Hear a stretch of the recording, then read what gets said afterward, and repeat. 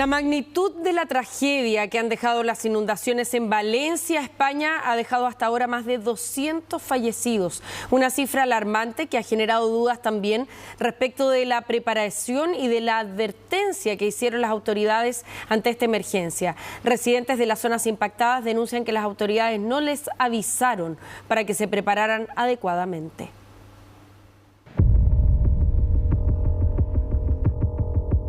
Si nos hubieran avisado, no estarían. La comunicación llegó muy tarde, demasiado tarde.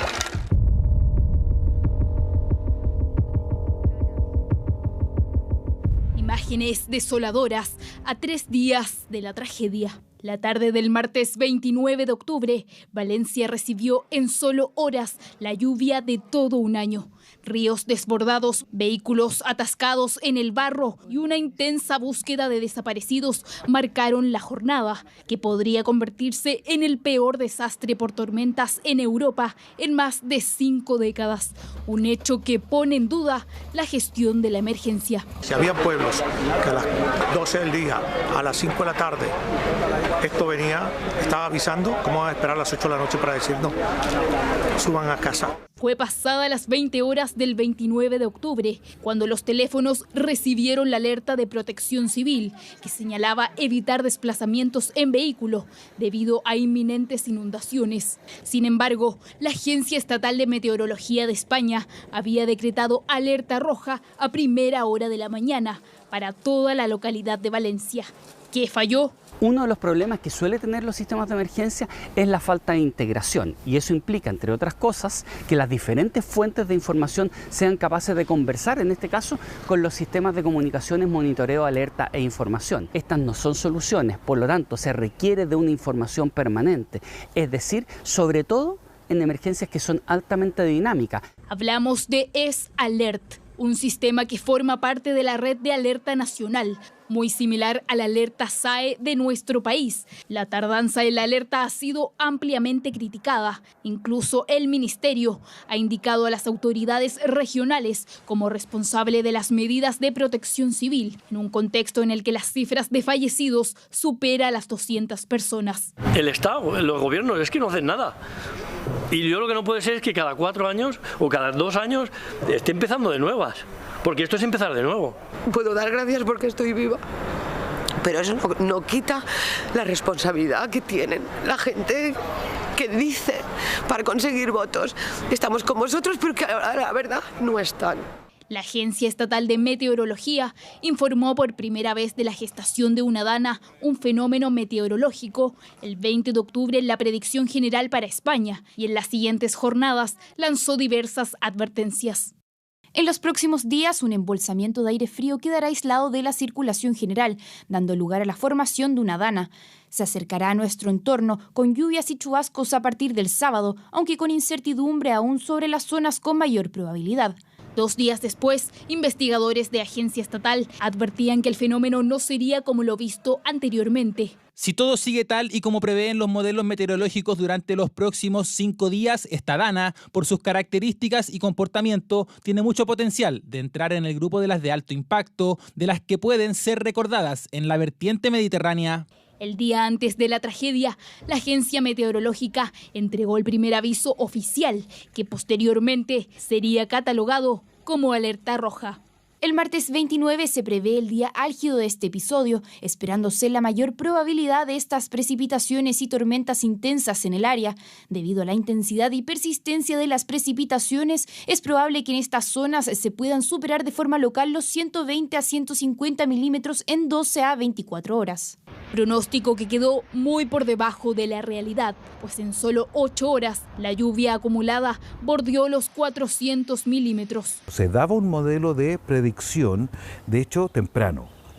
Van a existir danas, lo que la población realmente lo toma como algo frecuente, pero la intensidad recién se alertó de esta violenta manifestación del clima, se alertó con muy pocas horas. Y claro, la advertencia meteorológica estaba, pero la evaluación del peligro de una alerta corresponde a las autoridades competentes en materia de emergencias, la cual fue tardía, según denuncian. ¿Se advirtió a la población? Sí. Se mandaron mensajes como nuestra alerta SAE a los teléfonos móviles. también se hizo. El tema es que la población todavía no está totalmente permeable a lo que realmente significa una alerta climatológica o una alerta de peligrosidad. Este viernes, más de 500 soldados fueron desplegados para buscar a personas aún desaparecidas y ayudar a los sobrevivientes de la tormenta, que se ha desplazado a Huelva y Castellón, provocando nuevas inundaciones.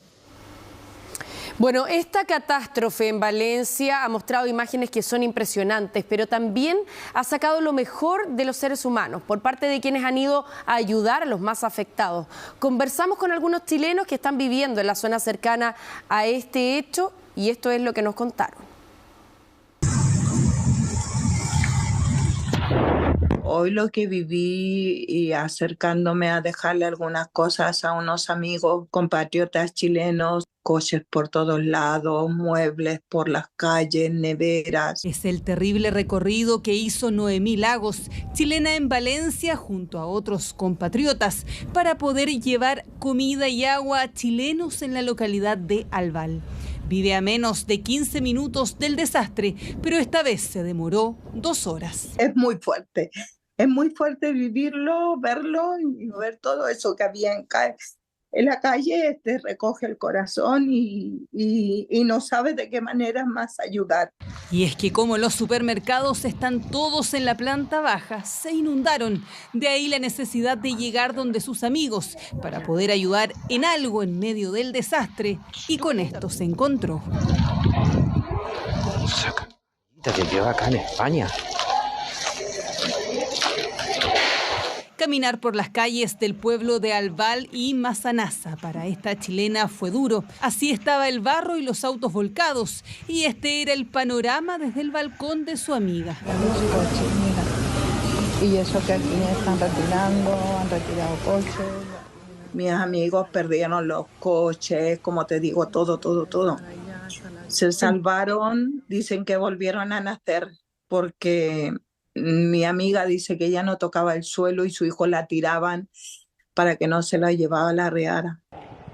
Y esta es la situación en Paiporta, otro de los pueblos afectados en la comunidad valenciana. En esta localidad viven familias cercanas del chileno René Fernández, que el día en que comenzó el desastre decidieron no llevar a los niños al colegio en Valencia. Si hubieran tenido que retirar a su niño a las 17:30 para llegar a casa cuando ocurrió todo esto tarde, 7 de la tarde, probablemente no habrían podido llegar a Paiporta y esto los hubiera descubierto camino a casa, que es el peor de los episodios. Se ven las imágenes, los autos apilados, o sea, muchos accidentes, personas que fallecieron en sus autos, personas que trataban de salvarse subiendo el techo de sus autos.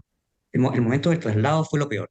Efectivamente, a muchos el desastre los alcanzó en medio del traslado. Estas imágenes son de Alfafar, una localidad a las afueras de Valencia, en la que se ven vehículos atrapados en el túnel tras las inundaciones. Ahí tiene que haber mucha gente en ese túnel, porque no les ha dado tiempo salir. Esto es inhumano. José María es bombero y su trabajo ha sido, lamentablemente, encontrar víctimas en los vehículos. El trabajo consiste en estar donde haga falta, pero la verdad que la magnitud de este evento es desolador. Pues desde un punto de vista profesional, pues es parte de nuestro trabajo. Y desde un punto de vista humano, esto es una desgracia muy grande. Una desgracia que ha dejado estas lamentables imágenes, pero que también ha mostrado lo mejor del ser humano, ayudando a quienes hoy más lo necesitan, tal como los chilenos que han ido en apoyo de compatriotas en medio de la tragedia.